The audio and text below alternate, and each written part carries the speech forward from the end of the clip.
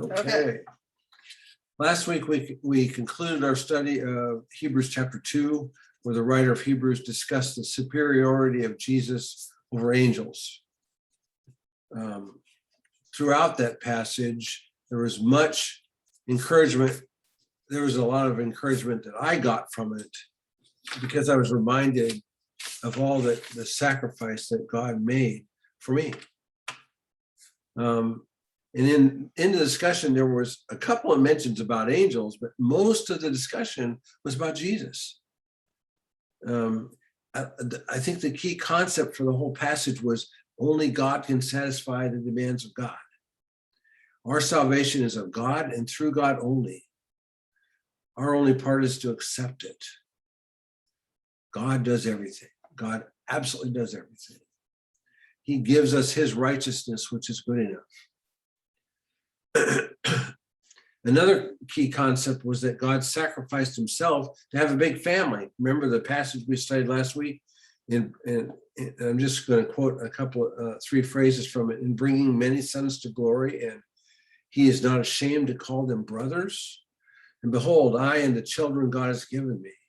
All from our passage that we studied last week. God wanted many children. He values us as his children. He values us as his children. And I think that's so wonderful. Before Jesus came, Israel was alone considered to be God's family.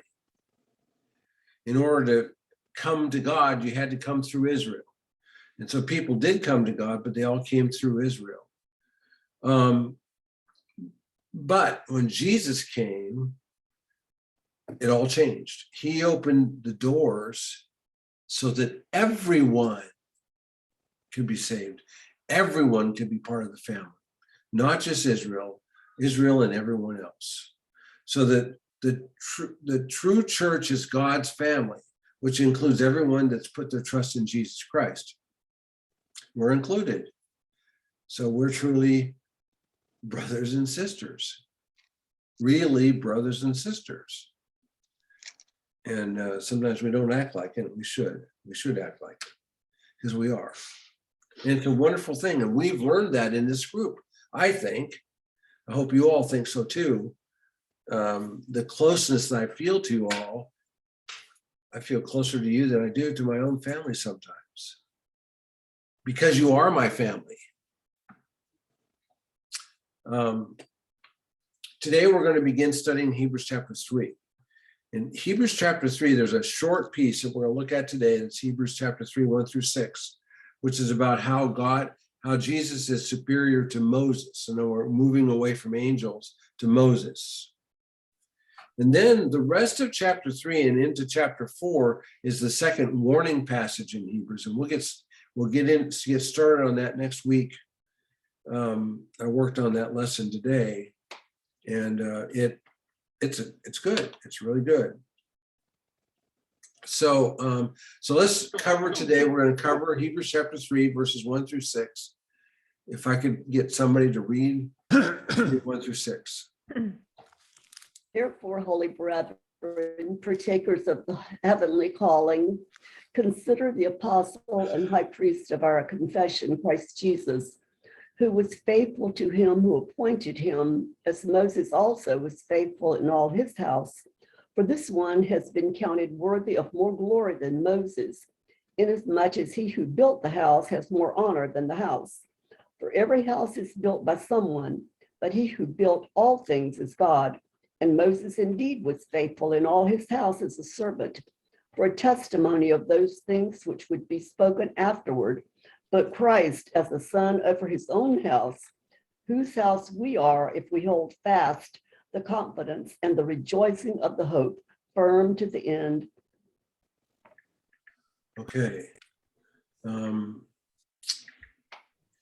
So this is, in these verses, he's comparing Jesus to Moses. And so I think in order to get into this, I wanted to take a couple of minutes and look at Moses. We've got to remember that Hebrews was written to Jews and Jewish believers. To the Jews, Moses is absolutely key.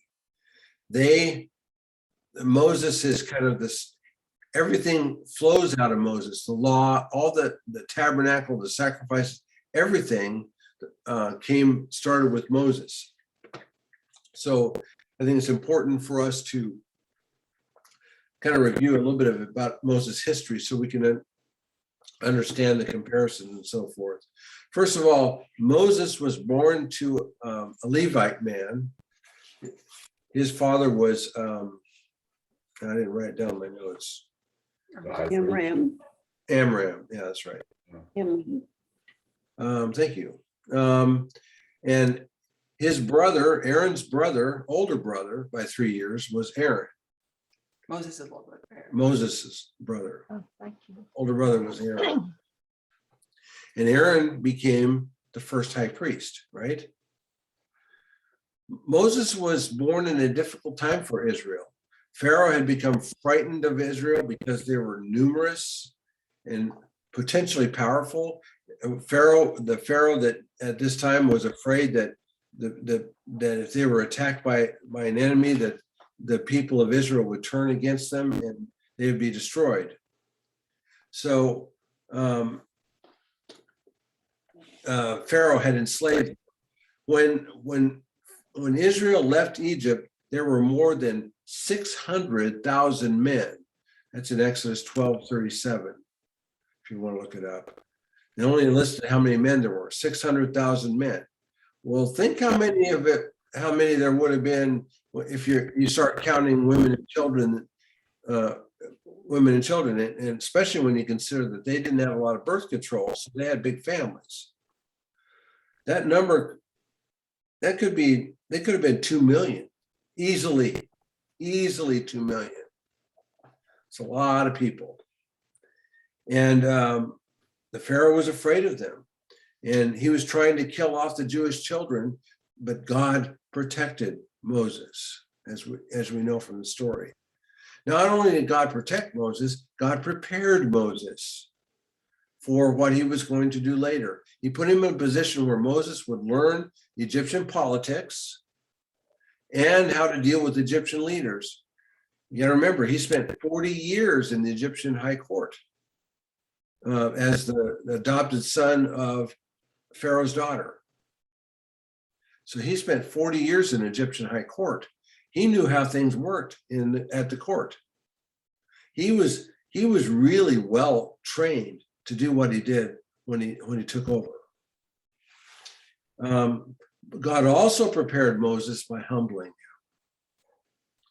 When Moses, remember the story after Moses at one point, and when he was 40 years old, decided that he was going to side with his own people, and he went out and found an Egyptian slave driver who was beating one of the Israelites, and he killed the Egyptian, and then he found out that people knew about it, and he fled into the desert. And then he spent another 40 years. So here he was 40 years old, spent 40 years in the Egyptian court, and then he spent another 40 years, now he's 80 years old, in the desert, herding sheep in the desert.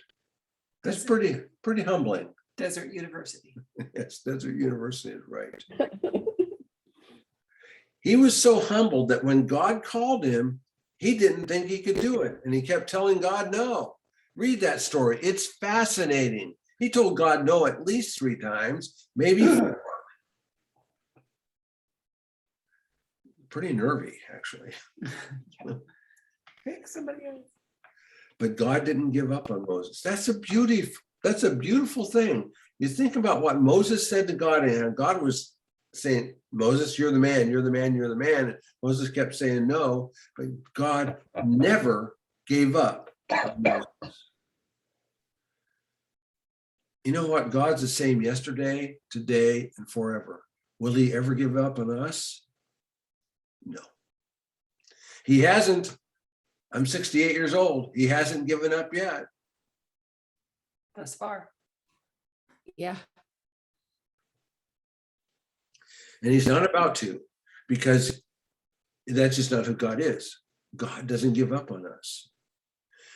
And Moses became the leader of Israel, and God used him powerfully to free this to free Israel from slavery to Pharaoh. And God did many great miracles and signs through Moses, both in Egypt, all the things that God used Moses to tell Pharaoh that he was going to do and so forth in Egypt, and then in the desert. God made a covenant with Israel through Moses as their intercessor on Mount Sinai. Moses spent 80 days on the mountain speaking to God face to face in 40-day increments. I don't know of anybody else in the Bible that's documented that they spent that much time speaking to God face to face. Unless it was Adam. And it doesn't say how long. Unless it Well, was, you could say that Peter or that Paul was taught by Jesus in the desert for what, 3 years? That's talking to God face to face. yeah. We Assuming don't- it was face to face. We don't know much about that, but yeah, No. very, very few people. It's very few. It's very few. And it was so much that when Moses came down from the mountain, his face literally glowed with the glory of God. Moses had to cover his face with a veil. So Moses was the one that built the tabernacle at God's design. God gave him the design, told him what to do, and he had it built. Moses established the priesthood, again, under God's direction. And Moses was a prophet. God gave him much prophecy, which is documented in the Pentateuch, the first 5 books of the Bible. And some of those prophecies have been fulfilled, and some are yet to be fulfilled. And Moses was a different kind of leader for Israel than just about anyone else until Jesus came. Because Moses was like a king for Israel, and yet he was also their spiritual leader. David was getting closer, but David wasn't a priest. He couldn't go into the temple. Moses was interceding in the tabernacle, going directly with God. David didn't do that. Jesus, however, we'll talk about that in a minute. I have a off the subject question Okay.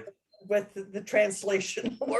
We're discussing the veil. You said veil, Do you think the veil covered his eyes or didn't cover his eyes? I don't think I don't think it covered his eyes. I think it was like here. I get the impression it was because he had to see who he was talking to. So I got the impression it was something that would cover the lower part of his face. Yeah, because some of the Muslims, the eyes can be seen, but then there's other Muslims where everything's covered, The whole thing is. Yeah, so with the veil, Green. for like the veil when in Genesis, are they which are they talking about? Which kind? Yeah, I don't know. It's kind of a preconceived concept in your mind what a veil looks like. So Yeah, so I don't know. I may have it completely wrong, Nancy. I don't know. Because it doesn't say. It doesn't describe it. It just says he wore a veil. well, it talked about later that he would wear the veil even after the glory had faded. And he would try to hide the. Because if the glory is shining, it would shine out of his eyes too, I would think. Yeah, One of those veils that you can see through. yeah, I don't know. I just I don't don't know. Ed thinks it's one way and I think it's another, so. A veil to me, though, is you lift up the lamp, you take the doily off your table and put it on your head, and then you go to the Catholic Church when I was a kid. They serve 2 purposes. Okay, sorry, Nancy, I couldn't help you. My friend Sharon Colombo, her mother would bobby pin a Kleenex to her head. So did mine when my sister, they did that because she wouldn't wear a hat. So they just stuck a Kleenex on her head. Whatever works. She was pretty feisty on Sunday morning. We weren't too spiritual trying to get to church sometimes. That gives you an idea what kind of things we face sometimes, That's right. Which kind or what, do you describe it as something where the eyes can still have a slit for the eyes because then you'd have to clarify that, Yeah. I don't yeah, know. I just don't know. You Okay. can ask when you get there. Yeah, It won't matter when we get to heaven. that's right. it won't, will it? All those Back- questions we have now won't matter when we get to heaven. We'll just be so thrilled to be with Jesus. That's right. That's for Truly. sure. So back to Moses. Moses, from differing from Jesus, Moses was a man. He was a sinner just like you and I. When God told Moses to speak to the rock in Numbers chapter 20 to provide water a second time for Israel, Moses was angry with the people. He was fed up, really. And instead of speaking to the rock, he struck the rock. And God punished Moses for this sin by not allowing him to enter the promised land.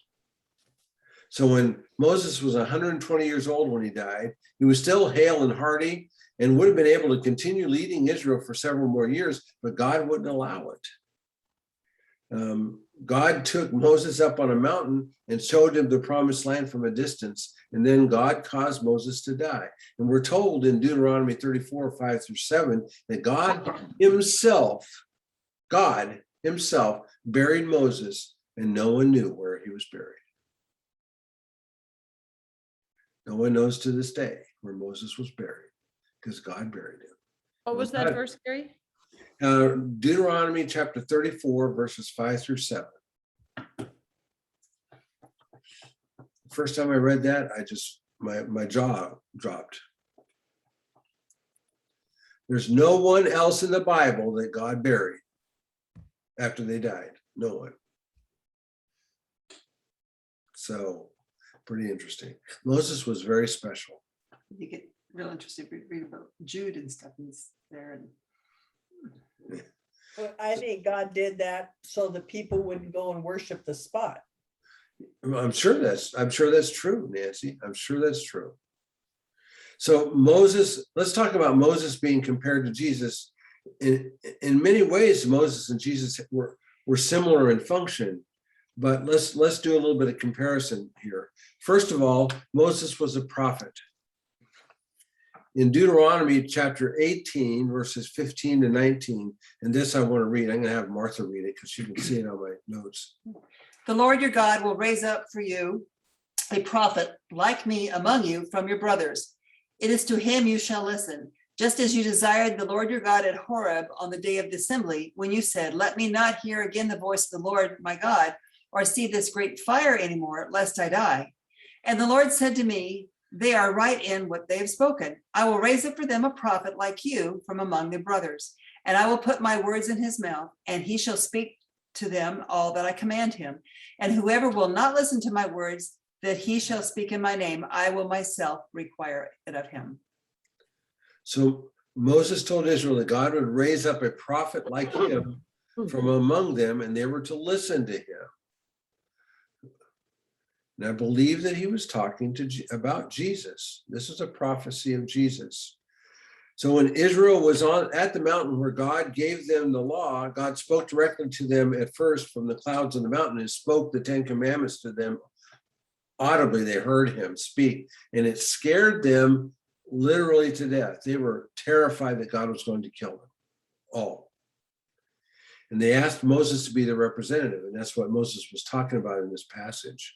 God approved that. God said, yeah. He said, Moses, they're right. That's what I want you to do. You're going to be my representative to them. So God established this function, and he raised up prophets to fulfill this function. And throughout the time of Israel, before Jesus came, God raised up many prophets. Most of the time, Israel didn't listen to the prophets. Often the prophets were persecuted, but none of the prophets before Moses, or after, none of the prophets after Moses and before Jesus performed the same functions as Moses. They were just prophets. And you want to know about a prophet that was abused? Read Jeremiah. That poor guy. That surely when he got to heaven, God said, well done, good and faithful servant. He did what God told him to do, and he was abused beyond belief. But he hung in there and spoke the truth. This passage in Deuteronomy was speaking directly about Jesus. Jesus was to come after Moses and speak God's word to Israel and to the rest of the world. And the prophecy also came with a stern warning to those who would not listen to Jesus. Those that would not listen to Jesus were doomed by God himself, according to this passage. We know now everyone who does not accept Jesus as their Savior is doomed. They're doomed. Sadly. They're already doomed until they do accept Jesus. The beauty of it is, it's not God's fault. It's not God's fault. It's their own fault. Because God made a way for them not to be doomed anymore.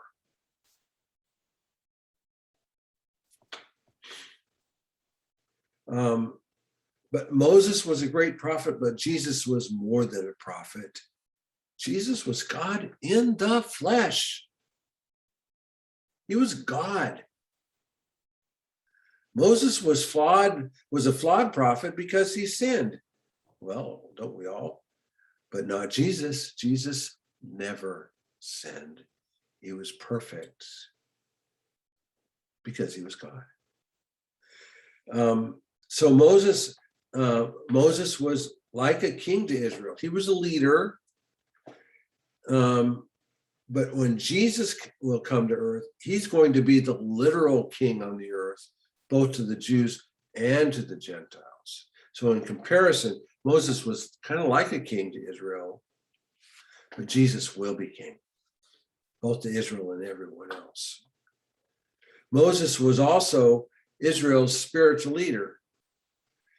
He wasn't technically a high priest or anything like that, but yet he's the one that established the priesthood. Moses was the one under God's direction that built the tabernacle, established the priesthood, ordained the first priest, ordained Aaron and his sons to be the high priests, and so forth. But Jesus is both the king and the high priest. Here in Hebrews, Jesus is called the apostle and the high priest. The word translated apostle literally means commissioned one. Moses was commissioned by God to be God's representative to Israel. Jesus was commissioned by God to be God's representative to Israel and to all mankind. Then we look back at Moses. Moses spoke to God face to face more than any other man besides Jesus that we know of. But Jesus, he speaks to God face to face all the time. That's what I was thinking, was that, Moses was kind of an occasional intercessor, whereas right now we have Jesus, who's a continuous intercessor. Exactly. He ever lives to make intercession. That's right. Mhm. Continuously intercedes for us. Right. Moses, on many occasions, Moses threw himself on the ground before God to intercede for Israel, because God was going to wipe them out. In the golden calf incident and when the spies returned, those are the ones that are most best documented. But yet Jesus, as you said, Bob, Jesus is doing it continuously for us. Right now, yeah. It's right now. It's happening right now because Jesus never sleeps. Praise God. Jesus told the Jews, he said, my Father's doesn't stop working, so why should I stop working? God used Moses to bring the first covenant. And the first covenant was the covenant of the law called the Mosaic covenant to Israel. And that was a covenant that said that they had to do all the sacrifices and so forth, and laid out the law, what was right and what was wrong. But when Jesus came, he completely fulfilled the first covenant, and then he established the new covenant. We're going to talk a lot about the new covenant as we continue our study of Hebrews. Jesus, the new covenant, is founded primarily on God's grace rather than a series of laws. So we're going to get more into the new covenant later as we further our study, but that's an important point. And so then the writer of Hebrews says twice that Moses was faithful in all God's house. Moses was very faithful to God. But Jesus was far more faithful than Moses. In fact, the writer of Moses says that the writer of Hebrews says Moses was faithful as a servant, but Jesus was faithful as a son. We've talked about this quite a bit, but a servant and a son are two different positions. Which one's higher? Oh, this is- Oh. It's the son. The son inherits all things. The servant is just a doer, helper. The son is a leader it's the air. and the heir. So, so actually, I've come to the end of my notes. That's right. We're about right on time. Does anybody have any questions or comments about these 6 verses where Moses is compared to Jesus? In the summary, I think it's in the notes I sent you. I have a little table Mhm. that shows the comparison between Moses and Jesus. The first one says Moses was intimate, had an intimate relationship with God, and Jesus is the exact representation of God. He is God. We look at Jesus, we're seeing God. Big difference. Moses was a prototypical prophet. I think it's interesting in there when you look, you even look at just that first verse, it says to fix your thoughts on Jesus. I mean, that's a very direct, it's not like, you can think about it every now and then. It's like, fix your thoughts, you be focused. Mhm. And then it talks about confessing. And when you think about confessing, that's not just talking. That's also the way you live. Mhm. We confess with our lips. Gosh, what is it? That if you confess that Jesus is Lord and believe in your heart that He was raised from the dead, you will be saved. But then later on, it talks about let your light shine before men. That's the way you live. Or I think it's over in First Peter where it talks about in front of pagans, live in such a way that they'll see your good deeds. I can't remember exactly the verse, but something to that effect.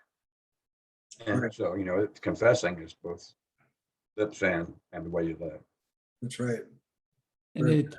it very much illuminates the story in the Bible about the guy who owned the orchard, and he sent his servants to collect, and they abused him, just like the prophets and the priest were abused in the Old Testament. So he sent his son, and they killed him too.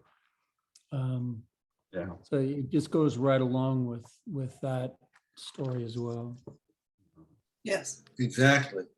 That's why Kevin had to go to. Anyway, you see all these comparisons. I leave those in the notes. We don't have to go through all of those, but it shows the differences between Moses and Jesus.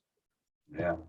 And Moses was really important. Moses had a very important role. He was God's servant. He did what God told him to do. And the Mosaic covenant is incredibly important. Yes, all of that. Moses was really, really, really important.